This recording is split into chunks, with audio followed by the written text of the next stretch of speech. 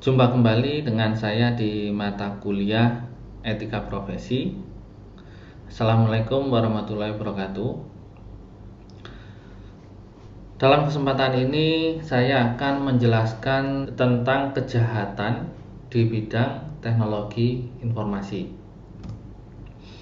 Tujuan dari pokok bahasan ini adalah untuk mengetahui jenis-jenis kejahatan di bidang teknologi agar nantinya kita bisa terhindar dari segala jenis kejahatan di bidang teknologi informasi. Berikut ini adalah istilah-istilah kejahatan di bidang teknologi informasi yang sering digunakan. Yang pertama adalah cybercrime. Ini istilah yang paling populer. Kemudian ada kejahatan mayantara, menggunakan bahasa Melayu. Kemudian computer crime, computer abuse, computer fraud, atau computer related crime, atau juga ada mungkin istilah-istilah yang lain.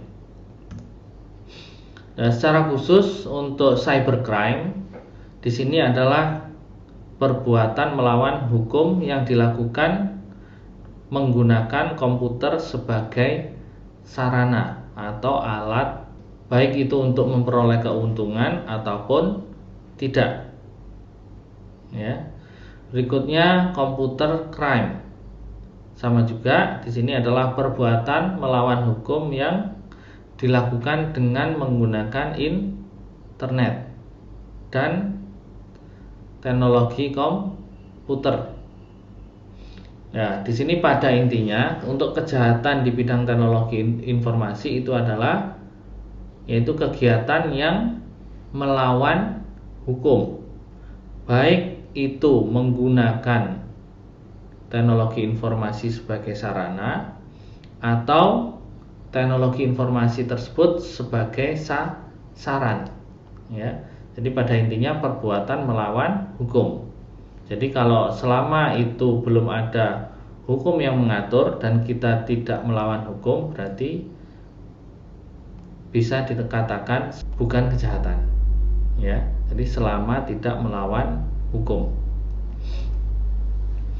Kemudian untuk ruang lingkup teknologi informasi itu sendiri sifatnya global, karena di sini teknologi informasi sudah tidak dibatasi teritori atau wilayah. Selain itu, sebagian besar kejahatan di bidang teknologi informasi di sini tidak menimbulkan kekacauan yang mudah dilihat. Jadi biasanya kekacauannya tidak kasat mata, kecuali misalnya aksi provokasi, itu beda. Kemudian untuk pelaku yang melakukan kejahatan di bidang teknologi informasi di sini susah untuk diidentifikasi karena biasanya mereka sudah menyembunyikan identitas mereka, bisa menggunakan identitas orang lain atau identitas anonim, atau bisa menggunakan komputer orang lain. Dan pelakunya di sini juga macam-macam, bisa individu, kelompok, atau korporasi. Yang dimaksud korporasi di sini adalah kejahatan yang dilakukan oleh perusahaan. Jenis kerugian yang ditimbulkan dari kejahatan ini sangat luas, bisa merugikan dari sisi ekonomi, sosial atau budaya. Berikut ini adalah kejahatan yang menggunakan fasilitas teknologi informasi, Di antaranya yang pertama adalah pembajakan, Pembajakan ini sangat banyak dilakukan di sekitar kita, baik itu membaca software atau perangkat lunak, membaca film, membaca musik. Pembajakan ini merugikan orang yang membuat konten tersebut. Ya, kalian mungkin sekarang belum pernah menjual software, ya. Tapi kalau nanti salah satu atau di antara kalian ada yang sudah membuat software, ya, softwarenya bagus, dijual, kemudian banyak yang membaca. Nah, dari situ pasti akan terasa bagaimana pembajakan itu merugikan pembuat konten, ya. Berikutnya adalah kejahatan pornografi. Nah, ini banyak sekali, ya. Mungkin di antara kalian juga pernah melakukan kejahatan tersebut. Maksudnya kejahatan sebagai pengguna, ya. Kemudian pemalsuan dan pencurian kartu kredit.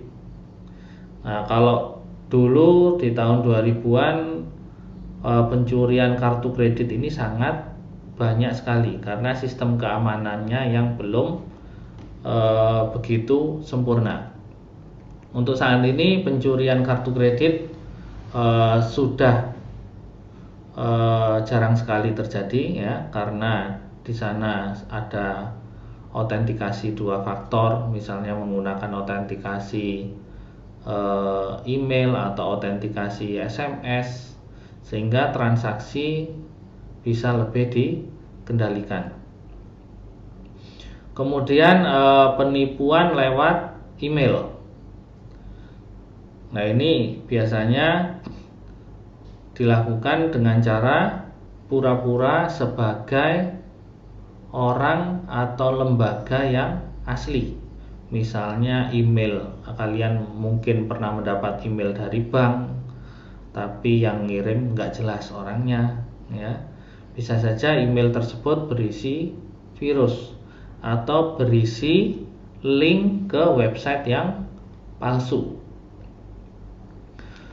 Berikutnya adalah penipuan dan pembobolan rekening bank. Nah, ini biasanya yang paling banyak digunakan itu adalah media telepon atau SMS. Perjudian online. Di beberapa negara perjudian itu dilarang, misalnya di Indonesia, ya. Beberapa waktu yang lalu juga banyak bandar togel yang ditangkap, ya, dimana untuk perjudian tersebut menggunakan media internet. Kemudian terorisme, ya. Terorisme banyak sekali yang menggunakan media teknologi informasi, ya. Bisa menggunakan media sosial atau media perpesanan, bahkan media chat, ya, chatting di game itu juga digunakan sebagai media komunikasi dalam melakukan terorisme. Beberapa waktu yang lalu banyak situs sesat, ya, muncul, misalnya kerajaan-kerajaan baru atau misalnya bumi itu datar atau situs-situs yang lain. Banyak juga yang terkait isu SARA, ya.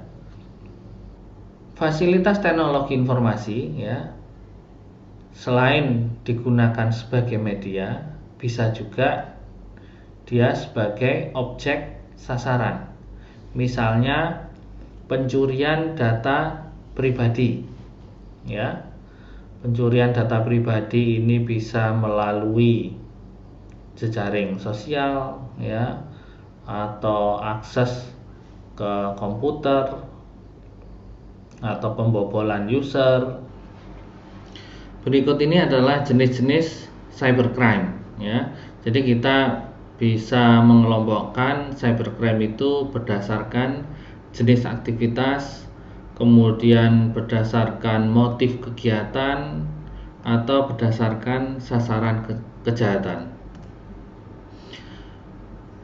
Cybercrime berdasarkan jenis aktivitas. Yang pertama adalah unauthorized access, ya. Jadi hal ini terjadi ketika seseorang mengakses, ya, suatu sistem atau jaringan atau komputer tanpa izin atau sepengetahuan dari pemilik komputer yang dimasukinya, ya. Kemudian illegal content. Jadi kejahatan ini dilakukan dengan memasukkan data atau informasi ke internet tentang sesuatu yang tidak benar atau tidak etis, ya. Kalau di negara kita itu diatur di Undang-Undang ITE yang akan kita bahas di bahan kuliah berikutnya, ya. Misalnya, ya, penyebar luasan pornografi, kemudian fitnah atau ujaran kebencian, ini bisa masuk dalam illegal content. Berikutnya adalah penyebaran virus secara sengaja, ya. Biasanya ini digunakan untuk mengakses komputer dari target, ya, atau mendapatkan data yang diinginkan, ya. Jadi secara umum penyebaran virus ini akan merugikan seseorang atau institusi. Kemudian data forgery. Jadi kejahatan ini dilakukan dengan memalsukan data, ya, entah itu pada dokumen-dokumen penting atau misalkan mengedit foto atau mengedit video, ya. Biasanya yang sering terjadi adalah dokumen penting, ya, misalnya surat, di sana kop sama tanda tangannya asli, ya, di-scan atau diambil dari dokumen asli, kemudian isinya yang diubah, ya, sesuai dari tujuan pelaku kejahatan tersebut. Berikutnya adalah cyber espionage, ya.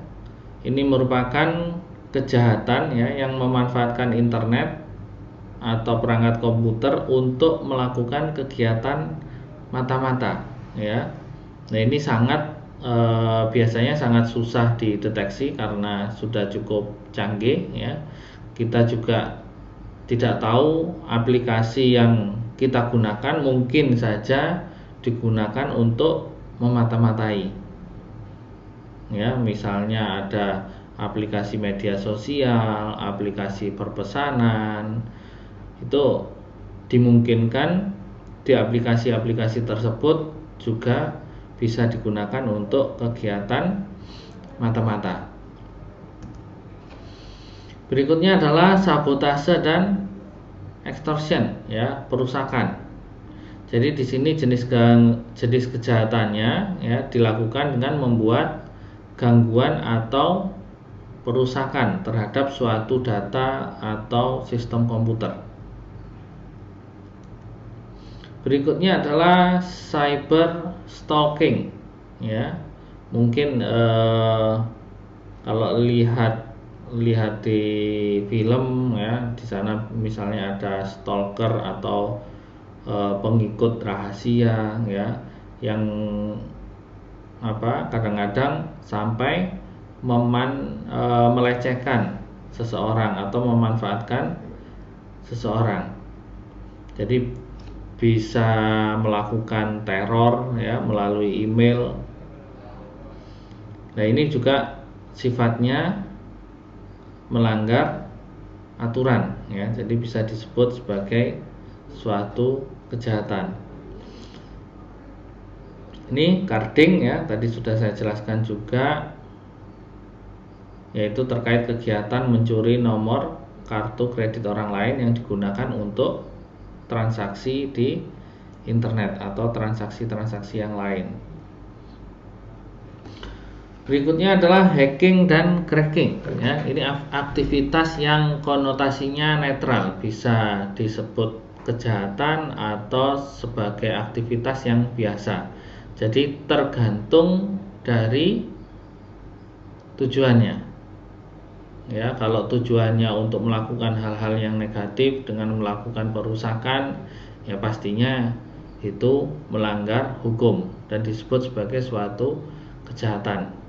Akan tetapi misalnya kegiatan hacking yang sifatnya menguji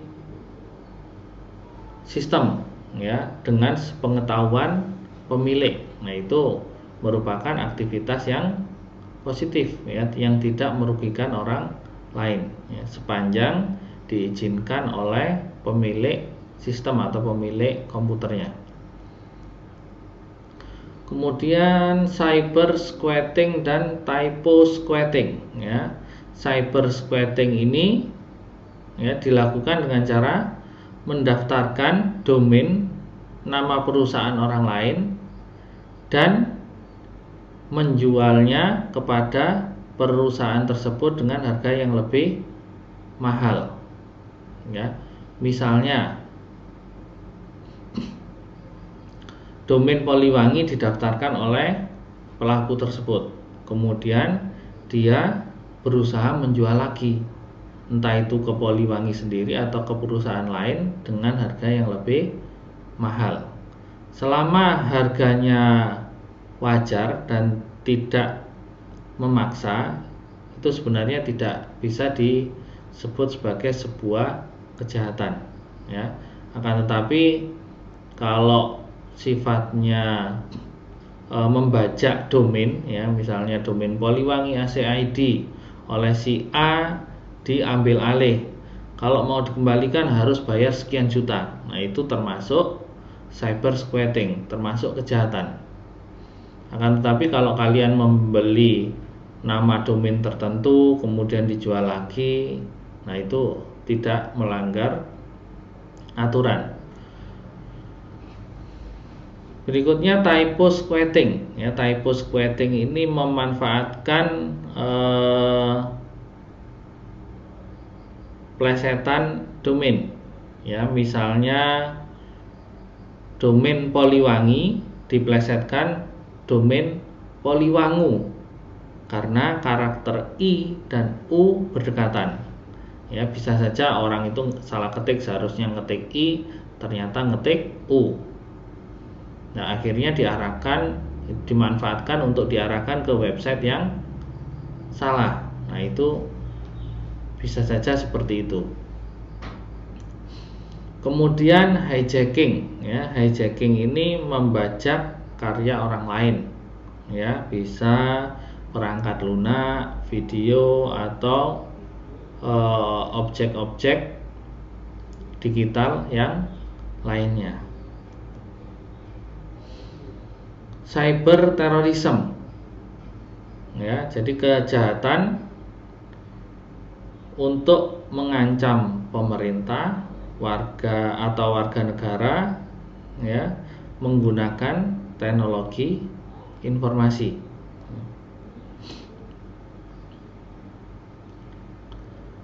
Cybercrime juga bisa dibedakan berdasarkan motif kegiatan, ya. Yang pertama adalah cybercrime sebagai tindakan murni kriminal, ya. Jadi misalnya pencurian, ya, pencurian kartu kredit. Nah, motifnya adalah mencuri, ya. Cuma di sana menggunakan teknologi informasi, ya, atau provokasi. Nah, provokasi itu juga kegiatan kriminal, ya. Provokasi untuk melakukan kejahatan itu merupakan kegiatan kriminal. Nah, di sana misalnya menggunakan media sosial. Nah, itu termasuk cybercrime sebagai tindakan murni kriminal. Berikutnya adalah cybercrime sebagai kejahatan abu-abu. Jadi motifnya di sini disebut abu-abu. Ini jadi tergantung tindakan yang berikutnya. Misalnya men-scan port, ya. Misalnya kalian men-scan portnya Poliwangi, Di sana kalian scan, oh ternyata ada port sekian yang terbuka. Nah, selama itu tidak disalahgunakan, ya maksudnya mungkin hanya informasi saja tapi tidak disalahgunakan untuk melakukan kejahatan, maka belum bisa disebut sebagai kejahatan. Akan tetapi kalau hasil port scanning itu kemudian kalian gunakan untuk masuk ke server, kemudian misalnya mengubah nilai kalian jadi A semua, nah itu termasuk kejahatan, ya.